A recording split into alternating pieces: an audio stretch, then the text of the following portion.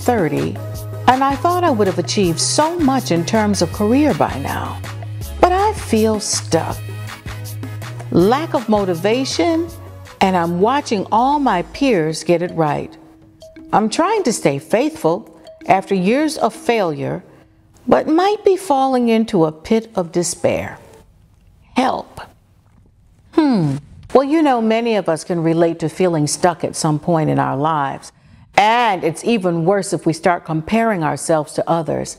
It's never fair to compare yourself to others in your peer group because God might have called you to a different purpose for a different time in a different season. So take your eyes off of others and keep your eyes on God, first of all. Next thing, I've got a question, what your idea of failure and success is. Because God's idea of success is vastly different from what we see as success.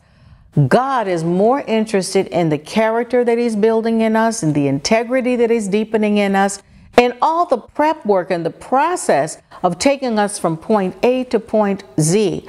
Joseph might have felt like a failure, ending up working as a slave and then ending up in jail, but one day he ascended as the right-hand man of Pharaoh after many years of what seemed to be a downward spiral in life. So never give up, never give in, shut out the voice of the enemy, take the time to be still before God. Know that He's God, that He's working something out for you. Now, let's deal with despair because that is a deep issue. You said you were falling into the pit of despair. So perhaps you are battling with some depression.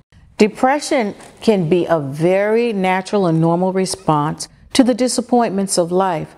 And I think that sometimes in Christendom, we beat ourselves up when we get depressed because we think it's unchristian. It's actually quite a normal response, either to great disappointment or great physical exertion. If you've ever noticed after a great success, sometimes you just feel depleted and you wonder why you're depressed, even after such an amazing thing happened. We see this in the life of Elijah in the Bible, that after outrunning the chariots and calling down fire and killing 600 prophets of Baal, he fell into a deep depression and actually was suicidal. But God didn't beat him up about it. He gave him a time to rest, restore himself, feed himself, and then continue the journey. So never get stuck there. Make a date with recovery. And if you need help, seek counseling. Make sure that you do that.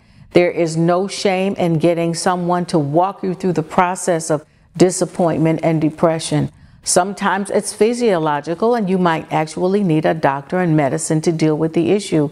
Never ignore it, especially in the new season that we have of people really suffering a lot with anxiety and depression. Don't ignore it.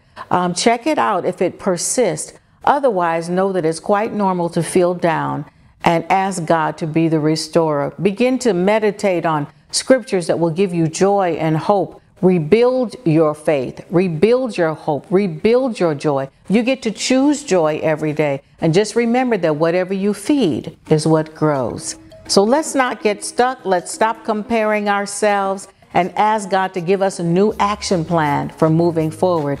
Perhaps this has just been a season to prepare you for what's coming up next. Hey, if that helped you today, why not like and subscribe to my YouTube channel and share it with a friend? See you next time.